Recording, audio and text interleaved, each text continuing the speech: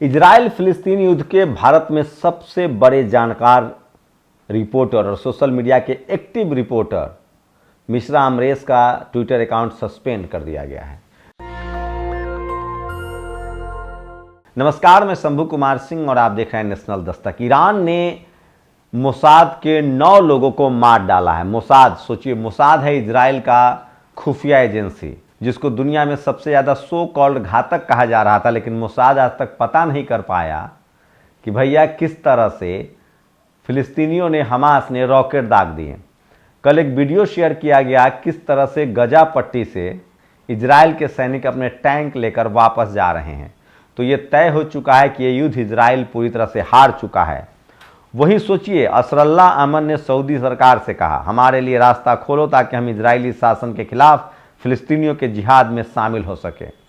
Yemen इस युद्ध में सीधे सीधे उतरना चाहता है और वो लगातार इंग्लैंड और अमेरिका के जहाज़ों को भी अब निशाना बना रहा है। पहले वो सिर्फ और सिर्फ इजराइल के जहाज को निशाना बना रहा था, लेकिन अब सीधे सीधे यमन के लड़ाके हूती जो हैं अमेरिका, इंग्लैंड और इजराइल के पानी के जहाज़ों पर कहर बनकर टूट रहे हैं और उनको नेस्तनाबूद कर रहा है।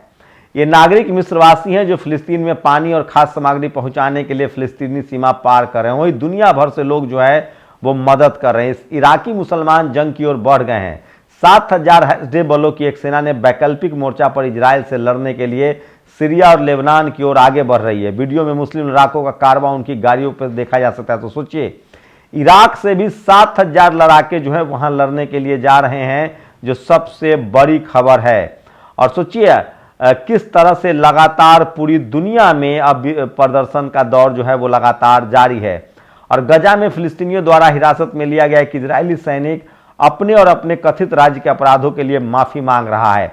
अब इजराइल के जो सेना के लोग हैं वो सीधे सीधे माफी मांग रहे हैं, लेकिन ये भारत की मनुवादी मीडिया आपको नहीं दिखाएगी।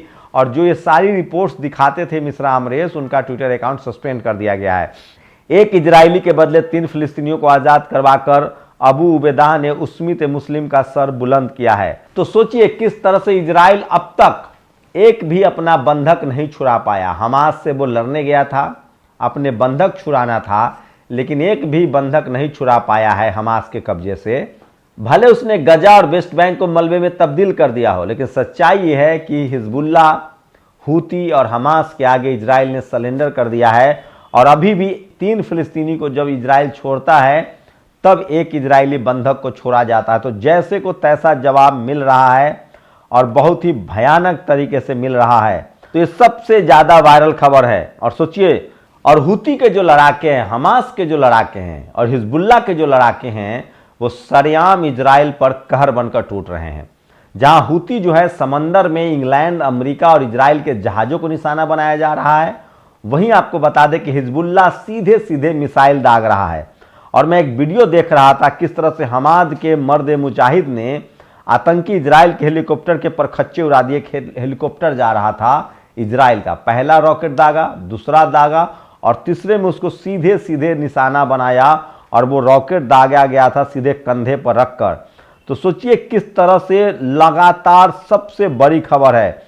और जो लड़ाई पूरी दुनिया के मुसलमानों की थी, उसे अकेले लड़ाई को अकेले फिलिस्तीन लड़ रहा है, जिसका कमांडर अबू उबैदा है। तो सोचिए, सबसे बड़ी खबर बता रहा हूं कि किस तरह से हमास, हिजबुल्लाह और हूती के लड़ाके ने इजराइल के पैर उखाड़ दिए हैं। और सबसे बड़ी बात है कि अमेरिका जो है वो भी अब मदद नहीं कर पा रहा है। सबसे ज्यादा नुकसान इजराइल को समंदर के रास्ते हो रहा है। लाल सागर में हूती के जो लड़ाके हैं वो एक भी जहाज को नहीं आने जाने दे रहे। उन्होंने ऐलान किया है। इजराइल के बाद यमन हौथिस ने अमेरिका के खिलाफ ढोल बजा दिया। यमनी हौथिस का नया घोषणा पत्र जारी है। आज अमेरिका ने हमारे जहाज पर हमला कर हमारे 10 लोगों को शहीद कर दिया है। अब हमारी नौसेना इजरायली जहाज को रोकने के मिशन पर थी। इस अपराध की कीमत अमेरिका को चुकाना पड़ेगा। और बड़ी खबर है किस तरह से फिलिस्तीन के पक्ष में और इजराइल के लड़ाकों को किस तरह से कहर बनकर टूट रहा है ईरान। और ईरान ने 9 कह रहा हूं मैं, 9 लोगों को मार गिराया है। ये सबसे बड़ी खबर है जो सोशल मीडिया पर वायरल है। और 9 जो लड़ाके हैं, मोसाद के जो स्पाई एजेंट थे, जो जासूस थे, उनको मार गिराया। और वहीं हिजबुल्लाह और ईरान ने अमेरिका को सूचित किया है कि उसके पास शहर शुक्रवार सुबह तक सैयद हसन नसरल्लाह के भाषण से पहले गजा के खिलाफ आक्रामकता समाप्त करने का समय है, वरना खतरनाक तरीके से सीधे और खुले जंग में प्रवेश करेंगे और पीछे नहीं हटेंगे, अब्दुल बारी अटवान, ये पत्रकार ने कहा है। तो युद्ध लगातार बढ़ता जा रहा है और अब ओमान और उसके बाद यमन, लेबनान, हिजबुल्ला और हमास, ये तमाम युद्ध में शामिल हो चुके हैं। आज 102 दिन हो चुके हैं इस युद्ध में, और अब गजा पट्टी से धीरे धीरे इजराइल जो है वो खाली करने लगा, उसके सैनिक लौटने लगे। सोचिए, हवाई हमले में जिस तरह से निर्दोष 25,000 फिलिस्तीनियों को मारा गया, वेस्ट बैंक और गजा पट्टी को बर्बाद कर दिया गया, उसके बाद से पूरी दुनिया में इजराइल बेनकाब हो गया। और अब ये स्थिति है कि अब इजरायली सैनिकों को मुंह की खानी पड़ रही है और वो धीरे धीरे अपने सैनिकों को वापस लेकर लौट रहा है। वो सीधे सीधे गजा पट्टी से भाग रहा है, लौट रहा है, और ये युद्ध लगभग इजराइल हार चुका है। हमास, हुती और हिजबुल्ला के लड़ाकों ने इस युद्ध को हरा दिया है। लेकिन इसके दुनिया भर में क्या इंपैक्ट पड़े हैं वो सोचिए। रूस और चीन को मौका मिल गया है खाड़ी देशों से निकट आने का, नॉर्थ कोरिया को मौका मिल गया। अब तक खाड़ी देशों के साथ भारत के शानदार रिश्ते थे, जो आज भी है, लेकिन भक्तों का क्या किया जाए। सोचिए, जो भारत के भक्त और मनुवादी मीडिया शुरुआत में इजराइल जाके चीख रही थी, चिल्ला रहे थे, वो लोग आज कहाँ हैं? वो जाके दिखाएं इजराइल किस तरह से पस्त हो गया है, इजराइल के किस तरह से 10,000 से ज़्यादा जवान मारे गए हैं और पूरी दुनिया इजराइल के खिलाफ खड़ी है। लेकिन मनुवादी मीडिया ने तो अब खबर ही चलाना बंद कर दिया है। तो ये दुनिया की सबसे बड़ी खबर है कि इजराइल अपनी हार की तरफ बढ़ रहा है, हमास और फिलिस्तीन अपनी आज़ादी की तरफ बढ़ रहा है।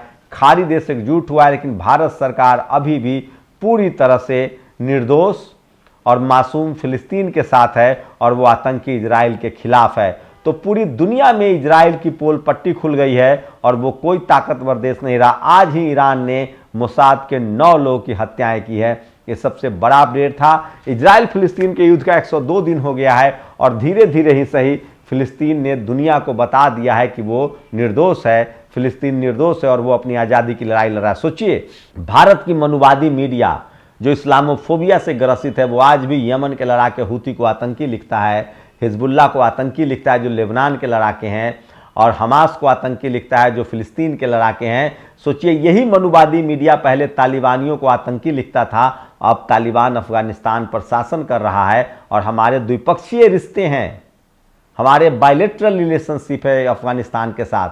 तो कभी भी किसी ने ठीक कहा है कि आप पड़ोसी नहीं बदल सकते हैं, आप घर बदल सकते हैं, पड़ोसी नहीं बदल सकते हैं।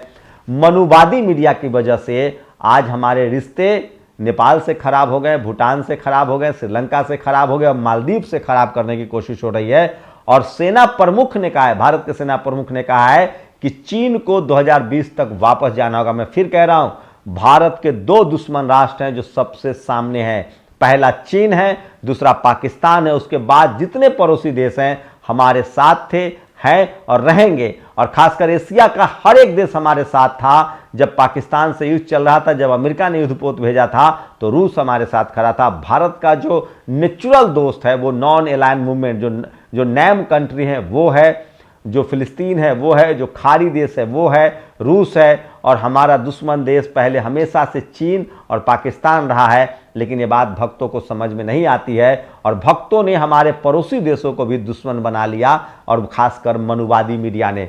तो भारत की मनुवादी मीडिया ने भारत की विदेश नीति को बहुत ज़्यादा नुकसान पहुंचाया है, और खासकर श्रीलंका, नेपाल, मालदीव जैसे देशों को हमारे खिलाफ खड़ा कर दिया। और उसके लिए कोई जिम्मेदार है तो वो भारत की मनुवादी मीडिया है, जो इतना भी नहीं जानती है कि भारत विदेश नीति में सरकार के हमेशा साथ रहा जाता है। तो सोचिए, जिस तरह से ये मनुवादी मीडिया देश की जनता को सरकार के खिलाफ खड़ा कर रही है, उसी तरह से दुनिया भर के देशों को भारत के खिलाफ खड़ा कर रही है। और इजराइल वाले मामले में भी यही होता। जिस तरह से मनुवादी मीडिया ने इजराइल के पक्ष में और फिलिस्तीन के खिलाफ रिपोर्टिंग की, हो सकता था कि अगर भारत सरकार ने सही समय पर फैसला न लिया होता तो आज खाड़ी देश भारत से दूर हो चुके होते। और इसी की कोशिश जो हमारा दुश्मन देश है चीन, वो कोशिश कर रहा था कि खाड़ी देशों को अलग किया जाए। लेकिन वो तो अच्छा हुआ कि भारत सरकार ने सही समय पर सही फैसला लेकर यूनाइटेड नेशन में 2 बार फिलिस्तीन के पक्ष में वोटिंग की, और खाड़ी देशों से हमारे संबंध आज भी शानदार हैं। शुक्रिया। नेशनल दस्तक की आपसे गुजारिश है कि अगर इसको बचाना चाहते हैं तो नेशनल दस्तक को सब्सक्राइब करने के लिए रेड कलर के सब्सक्राइब बटन को दबाएं, फिर बेल आइकन की घंटी दबाएं, नेशनल दस्तक को बचाने के लिए बहुत जरूरी है कि हर खबर को शेयर करें, लाइक करें, कमेंट जरूर करें।